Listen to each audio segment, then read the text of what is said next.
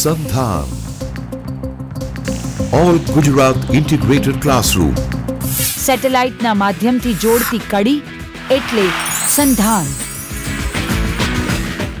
નમસ્કાર, good afternoon to all of you. વિદ્યાર્થી મિત્રો, આજે આપણે કેમ્બ્રિજ સમીકરણ વિશે વાત કરવાના છે. હું ડૉક્ટર સંગીતા આચાર્ય, મણિબેન એમપી શાહ મહિલા આર્ટ્સ કોલેજ કડીમાં અર્થશાસ્ત્ર વિભાગમાં કાર્યરત છું. આપણે આજે જે સમીકરણની વાત કરવાની છે એ કેમ્બ્રિજ સમીકરણ છે. કોઈપણ એક સમયે નાનું મૂલ્ય કેવી રીતે નક્કી થાય છે, નાના મૂલ્યમાં શાથી ફેરફાર થાય છે, એની સમજૂતી આપતા અનેક સિદ્ધાંતો અસ્તિત્વમાં આવ્યા છે. એમાંના જે મહત્ત્વના સિદ્ધાંતો છે એમાં ફિશરનું વિનિમય સમીકરણ અને કેમ્બ્રિજ અર્થશાસ્ત્રીઓએ આપેલું કેમ્બ્રિજ સમીકરણ. આજે જે વાત કરવાની છે એ કેમ્બ્રિજ સમીકરણની છે. આ સમીકરણ સમજીએ એ પહેલાં નાણાંનું મહત્ત્વ, નાણાંના કાર્યો અને નાણાંનું મૂલ્ય એ વિશે થોડીક સ્પષ્ટતા થાય તે જરૂરી છે. આપણે બધા જ જાણીએ છીએ કે આપણા આર્થિક વ્યવહારમાં નાણું કેન્દ્ર સ્થાને છે. એટલે એક કહેવત છે ગુજરાતીમાં કે નાણાં વિના નાવ ન ચાલે. આના અનુસંધાનમાં પ્રોફેસર ક્રાઉથરે નાણાંનું મહત્ત્વ સ્પષ્ટ કરતી બહુ સરસ વાત કરી છે. એમને કહ્યું કે યંત્ર વિદ્યામાં ચક્ર, જો ચક્રની શોધ ના થઈ હોત તો આપણે મંગળ ઉપર યાત્રા કરી શક્યા ન હોત. વિજ્ઞાનમાં અગ્નિ, વિજ્ઞાન જે વિકસ્યું છે આજે એ અગ્નિને કારણે અવનવી શોધો થઈ છે. અગ્નિ એ સાબિત કરી આપે છે અને એના પ્રયોગો દ્વારા વિજ્ઞાને આજે વિકાસ કર્યો છે. અને જ રીતે આપણને લોકશાહીની ઉત્તમ શાસન વ્યવસ્થા પ્રાપ્ત થઈ છે. તો એના મૂળમાં મત આપવાની શોધ છે. એટલે કે રાજ્યશાસ્ત્ર મતની શોધને કારણે આપણને લોકશાહીની ઉત્તમ શાસન વ્યવસ્થા પ્રાપ્ત થઈ છે. તેમ અર્થશાસ્ત્રમાં નાની શોધ એક અદ્ભુત શોધ છે.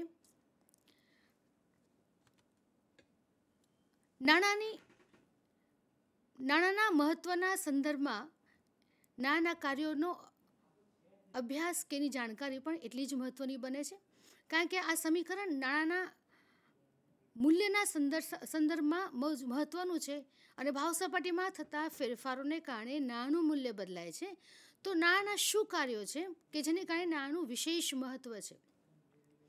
Money is a matter of function for a medium, a measure, a standard, a store.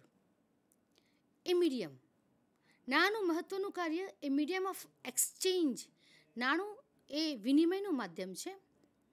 એટલે કે નાણાંની મદદથી આપણે કોઈપણ ચીજવસ્તુઓ સેવાઓની આપ-લે કરી શકીએ છીએ. આપણી પાસે પૈસા હોય તો બજારમાંથી આપણે પૈસા આપીને જે વસ્તુ લેવી છે ખરીદી શકીએ છીએ. એટલે એ મીડિયમ ઓફ એક્સચેન્જ, વિનિમયના માધ્યમ તરીકેનું બહુ જ મહત્ત્વનું કામ કરે છે. બીજું એનું કામ છે a measure, a measure of value. નાણું એ મૂલ્યનું માપદંડ છે. આપણે આપણા આર્થિક વ્યવહારમાં પ્રવાહીને લીટરમાં માપીએ છીએ, અંતરને મીટરમાં માપીએ છીએ, સમયને કલાક, મિનિટ, સેકન્ડમાં માપીએ છીએ. એમ કોઈ પણ વસ્તુનું મૂલ્ય એ આપણે નાણાં દ્વારા માપીએ છીએ, જેને આપણે નાણાંની વસ્તુની કિંમત કહીએ છીએ. એટલે નાણું મૂલ્યના માપદંડ તરીકે મહત્ત્વની કામગીરી બજાવે છે. એ સ્ટાન્ડર્ડ એટલે કે નાણું વિલંબિત ચૂકવણીના સાધન તરીકેની પણ મહત્ત્વની કામગીરી બજાવે છે. અને એ સ્ટોર, મૂલ્યના સંગ્રાહક તરીકે. નાની મદદથી આપણે ભવિષ્યની જરૂરિયાતને લક્ષ્યમાં રાખીને એનો સંગ્રહ કરી શકીએ છીએ. સાટા સ્થિતિમાં દરેક વસ્તુનો ઉપયોગ વિનિમયના માધ્યમ તરીકે થતો હોવાથી વસ્તુ નાશવંત હોય તો મૂલ્યનો પણ નાશ થતો. જ્યારે નાણાંની શોધ થવાને કારણે આપણે નાણાંની મદદથી સ્થાવર જંગમ મિલકત ખરીદી શકીએ છીએ, સમય આવીને વેચીને પૈસા નાણું ભેગું એકત્રિત કરી શકીએ છીએ. અને એ રીતે નાણું એ મૂલ્યના સંગ્રાહક તરીકેની મહત્ત્વની કામગીરી બજાવે છે. આ નાણું આપણા રોજિંદા વ્યવહારમાં ખૂબ જ મહત્ત્વનું છે. એટલે એવું કહેવાય કે આપણા શરીરમાં જેટલું હૃદય મહત્ત્વનું સ્થાન ધરાવે છે તેમ આપણા તમામ આર્થિક વ્યવહારોમાં નાણું એ કેન્દ્ર સ્થાને છે. આમ જુઓ તો નાણાંની પરિભાષામાં ધાતુના સિક્કાઓ, ચલણી નોટો એટલે કાગદી નાણું કહીએ આપણે, અને બેંક નાણું. કાગદી નાણાંમાં આપણે સામાન્યથી વિચાર કરીએ તો એ કાગળનો ટુકડો જ છે, તેમ છતાં એનું વિશેષ મહત્ત્વ છે. તો શું મહત્ત્વ છે? તો કે એ કાગદી નાણાંમાં ખરીદ શક્તિનો ગુણ રહેલો છે અને માટે જ નાણાંનું વિશેષ મહત્ત્વ છે. એટલે અર્થશાસ્ત્રમાં કહે કે નાણાંનું મૂલ્ય એટલે એની ખરીદી શક્તિ, અને લોકોને નાણાંના મૂલ્ય ખરીદ શક્તિમાં વધારે રસ છે. એની સ્પષ્ટ વ્યાખ્યા જો આપીએ તો નાનું એક એકમ બજારમાં ઉપલબ્ધ ચીજવસ્તુઓ કેટલા પ્રમાણમાં ખરીદવાની શક્તિ ધરાવે છે તેનો વિચાર કરે છે. જો દેશમાં ભાવ સપાટી વધે તો નાણાંની ખરીદ શક્તિ ઘટે છે, એટલે કે નાણાંનું મૂલ્ય ઘટે છે, અને ભાવ સપાટી ઘટે તો નાણાંનું મૂલ્ય એટલે ખરીદ શક્તિ વધે છે.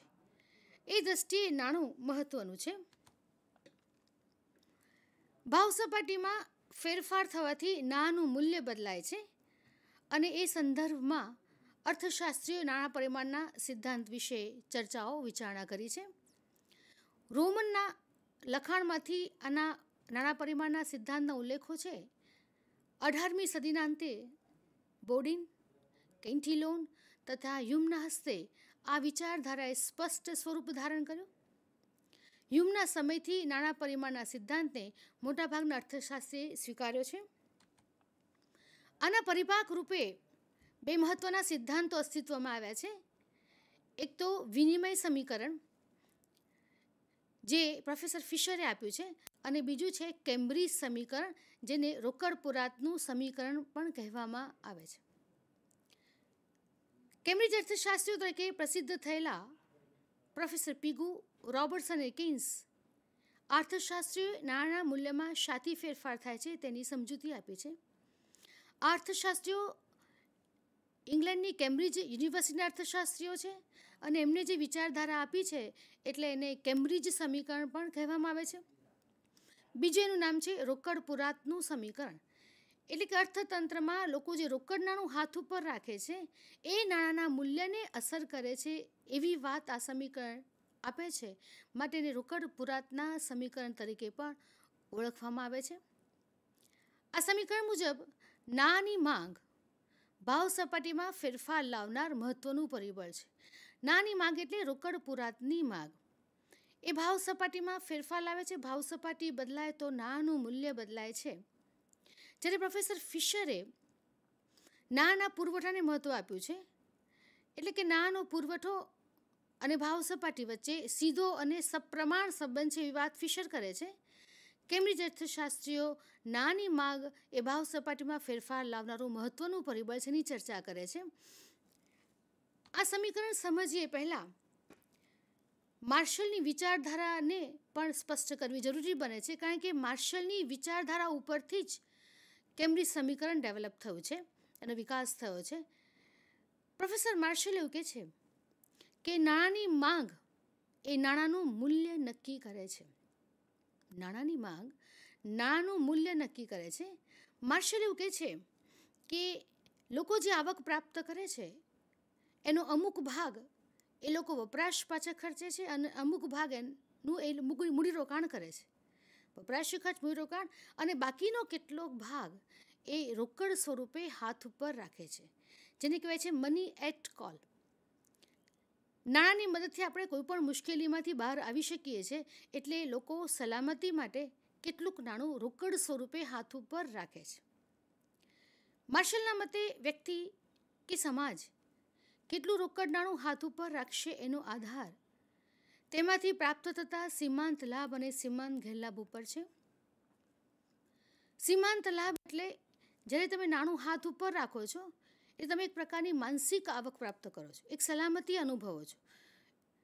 એ સિક્યોરિટીના સંદર્ભમાં નાણું મહત્ત્વનું છે. તમે નાણું હાથ ઉપર રાખો છો એટલે એ લાભ છે.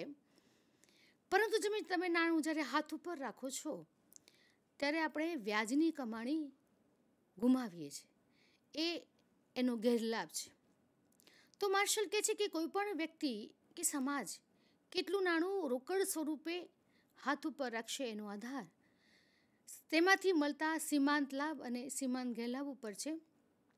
જ્યાં આ બંને સરખા થાય એટલું નાણું લોકો રોકડ સ્વરૂપે હાથ ઉપર રાખશે.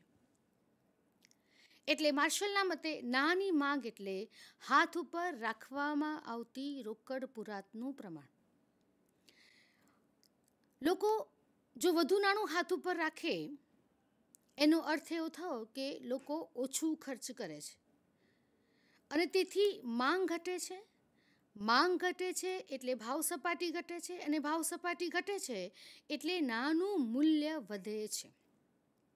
આમ નાની માંગ નાના મૂલ્યમાં ફેરફાર લાવે છે. આ મુજબ રોકડ પુરાતની માંગ વધે. રોકડ પુરાતની માંગ એટલે હાથ ઉપર રાખવામાં આવતી રોકડ પુરાતનું પ્રમાણ. એની માંગ વધે તો ભાવ સપાટી ઘટે છે. ભાવ સપાટી ઘટે તો નાનું મૂલ્ય કે નાની ખરીદ શક્તિ વધે છે. રોકડ પુરાતની માંગ અને ભાવ સપાટી વચ્ચે વ્યસ્ત સંબંધ છે એમ કહી શકીએ આપણે. ભાવ સપાટી અને નાણાંના મૂલ્ય વચ્ચે પણ વ્યસ્ત સંબંધ છે. ભાવ સપાટી વધે તો નાણાંનું મૂલ્ય ઘટે છે. એટલે બંને ભાવ સપાટી અને નાણાંના મૂલ્ય વચ્ચે વ્યસ્ત સંબંધ છે. આમ રોકડ પુરાતની માંગ નાના મૂલ્યને નક્કી કરે છે એવું સૌપ્રથમ પ્રોફેસર માર્શલે આ વાત રજૂ કરી. પ્રોફેસર માર્શલની આ વિચારધારાને આધારે કેમ્બ્રિજ અર્થશાસ્ત્રીઓ પીગુ, રોબર્ટસન અને પ્રોફેસર કેઇન્સે લગભગ સમાન વિચારો વ્યક્ત કરતા સમીકરણો આપ્યા છે. અલબત્ત પાછળથી પ્રોફેસર કેઇન્સે આ સમીકરણનો ત્યાગ કરીને આવક અને ખર્ચનું એક જુદું સમીકરણ આપ્યું છે. આપણે આજે જે વાત કરવાની છે એ પ્રોફેસર પીગુનું સમીકરણ. અને પ્રોફેસર પીગુ એ કેમ્બ્રિજ યુનિવર્સિટીના સૌપ્રથમ એ અર્થશાસ્ત્રી હતા કે જેમણે આખા સમીકરણને બીજગાણિતિક રૂપે રજૂ કર્યું છે. અને જે રોકડ પુરાતનું સમીકરણ, પીગુનું સમીકરણ અથવા કેમ્બ્રિજ સમીકરણ તરીકે પ્રસિદ્ધ થયું છે. પ્રોફેસર પીગુના મતે નાણાંના મૂલ્યને અસર કરતા 3 પરિબળો છે. એક છે નાણાંનું કુલ પ્રમાણ, બીજું છે વાસ્તવિક ચીજવસ્તુઓનું કુલ પ્રમાણ અને ત્રીજું છે રોકડ પુરાતની માંગ. ફરી, નાણાંના મૂલ્યને અસર કરતા 3 પરિબળો પીગુના મત મુજબ નાણાંનું કુલ પ્રમાણ, વાસ્તવિક ચીજવસ્તુનું કુલ પ્રમાણ અને રોકડ પુરાતની કુલ માંગ. આપણે 3 પરિબળો વિશે વાત કરીશું. પહેલું છે નાણાંનું કુલ પ્રમાણ એટલે કે એમ. એમમાં પ્રોફેસર પીગુ કાયદામાન્ય તથા બેંક નાણાંનો સમાવેશ કરે છે. પ્રોફેસર ફિશરે કાયદામાન્ય નાણાં માટે એમ સંજ્ઞા આપી છે અને બેંક નાણાં માટે M1 સંજ્ઞા આપી છે. જ્યારે કેમ્બ્રિજ સમીકરણમાં કાયદામાન્ય તથા બેંક નાણાંના કુલ પ્રમાણ માટે એમ સંજ્ઞા એટલે એમ દ્વારા આપણે કુલ નાણાં પ્રમાણ જાણી શકીએ. પીગુના મતે જો અર્થતંત્રમાં એમ વધે એટલે કે નાણાંનો પુરવઠો વધે અને અન્ય પરિબળો જો યથાવત રહે તો પી વધે છે એટલે કે ભાવ સપાટી વધે છે. એમ અને પી વચ્ચે સીધો સંબંધ છે એવું પીગુ દર્શાવે છે. એટલે કે એમ ઘટે તો પી ઘટે, એમ વધે તો પી વધે. અહીંયા ફિશરની જે વાત છે, ફિશર એવું કહે છે કે નાણાંના પરિમાણ અને ભાવ સપાટી વચ્ચે સીધો અને સપ્રમાણ સંબંધ છે. પ્રોફેસર પીગુ આ સીધા સંબંધની વાત કરે છે પણ સપ્રમાણ સંબંધની વાત કરતા નથી. પણ એટલું ચોક્કસ છે કે બંને સમીકરણમાં એમ વધે તો પી વધે છે. બીજું છે નાણાંના મૂલ્યને અસર કરતું પરિબળ એ વાસ્તવિક ચીજવસ્તુનું કુલ પ્રમાણ. વાસ્તવિક ચીજવસ્તુ એટલે રિયલ રિસોર્સિસ, જેનો પ્રત્યક્ષ રીતે આપણે ઉપયોગ કરીને આપણી જરૂરિયાતને સંતોષીએ એવી જે વસ્તુ છે એને કહેવાય છે વાસ્તવિક ચીજવસ્તુ. દાખલા તરીકે કાચો માલ, અર્ધ તૈયાર વસ્તુઓ એનો આપણે સમાવેશમાં કરતા નથી, પરંતુ માત્ર તૈયાર વસ્તુઓ જેવી કે ઘઉં છે, કપડાં છે, ચોખા છે, જેનો આપણે સીધો ઉપયોગ કરીએ છીએ એવી જે વસ્તુઓ છે એને પીગુ વાસ્તવિક ચીજવસ્તુઓ રિયલ રિસોર્સિસ તરીકે ઓળખાવે છે અને એને માટે એ આર સંજ્ઞા આપે છે. પીગુના મતે જો અર્થતંત્રમાં વાસ્તવિક ચીજવસ્તુનું કુલ પ્રમાણ વધે તો ભાવ સપાટી પી ઘટે છે. એટલે કે આર અને પી વચ્ચે વ્યસ્ત સંબંધ છે. આર વધે તો પી ઘટે છે. હવે કોઈ પણ દેશમાં વાસ્તવિક ચીજવસ્તુ કેટલી પેદા થઈ છે એનું કુલ પ્રમાણ નક્કી કરવું મુશ્કેલ છે, કારણ કે ઘણી બધી વસ્તુઓ છે કે જેનો આપણે સીધો ઉપયોગ કરીને આપણી જરૂરિયાતને સંતોષી શકીએ છીએ. એટલે કોઈ એક ચોક્કસ માપદંડ સ્વીકારવું પડે કે દેશમાં કેટલીક વાસ્તવિક ચીજો પેદા થઈ છે જાણવા માટે. આ સંદર્ભમાં પ્રોફેસર પીગુ વાસ્તવિક ચીજોનો વિચાર ઘઉંના વજનની રીતે વ્યક્ત કરે છે. એટલે કે દેશમાં કેટલા ટન, કેટલા મણ ઘઉં પેદા થયા છે એને આધારે, એટલે ચોક્કસ ઘઉંના માપદંડમાં જ આ વાસ્તવિક ચીજ વસ્તુઓને વ્યક્ત કરવામાં આવી છે. નાના મૂલ્યને અસર કરતું ત્રીજું પરિબળ છે જે મહત્વનું છે, એ રોકડ પુરાતની માંગ. રોકડ પુરાતની માંગ એટલે હાથ પર રાખવામાં આવતું રોકડ નાણાંનું પ્રમાણ. આપણે બધા જાણીએ છીએ કે નાણું હાથ ઉપર રાખવાથી અણધારી મુશ્કેલીઓ કે કોઈ પણ આપત્તિમાંથી આપણે સરળતાથી બહાર આવી શકીએ છીએ. એટલે વ્યક્તિ પોતાની સલામતી માટે કેટલુંક નાણું રોકડ સ્વરૂપે મની એટ કોલ તરીકે હાથ ઉપર રાખે છે. કોઈ પણ વ્યક્તિ કેટલું રોકડ નાણું હાથ ઉપર રાખશે એનો આધાર પ્રોફેસર પીગુના મતે આવક વધારે હોય તો વ્યક્તિ વધુ રોકડ નાણું હાથ ઉપર રાખે, આવક ઓછી હોય તો વ્યક્તિ ઓછું નાણું હાથ ઉપર રાખે. પ્રોફેસર માર્શલના મતે આ માટે સંપત્તિ મહત્વની છે. જો વ્યક્તિ પાસે વધુ સંપત્તિ હોય તો વધુ નાણું હાથ ઉપર રાખશે, જો સંપત્તિ ઓછી હોય તો ઓછું નાણું હાથ ઉપર રાખશે. જ્યારે પ્રોફેસર કેઇન્સ એવું માને છે કે આ માટે વ્યક્તિ કેટલું નાણું હાથ ઉપર રાખશે એનો આધાર આવક, નાણાકીય ટેવો, ઉધાર ખરીદવાની ટેવ છે, રોકડેથી ખરીદવાની ટેવ છે. જો રોકડેથી ખરીદવાની ટેવ હોય તો વધુ નાણું હાથ ઉપર રાખશે. ઉદ્યોગની વ્યવસ્થા કેવી છે, ભાવ સપાટીના ફેરફારો કેવા થાય છે, એ બધા પરિબળો આ રોકડ પુરાતની માંગને અસર કરે છે. રોકડ પુરાતની માંગ માટે પીગુ કેસનને આપે છે, વર્ષમાં જેટલા પ્રમાણમાં વાસ્તવિક ચીજો પેદા થાય છે વાસ્તવિક આવકનું પ્રમાણ દર્શાવે છે. અને મેં તમને અગાઉ કહ્યું કે પ્રોફેસર પીગુએ વાસ્તવિક ચીજવસ્તુના પ્રમાણને ઘઉંના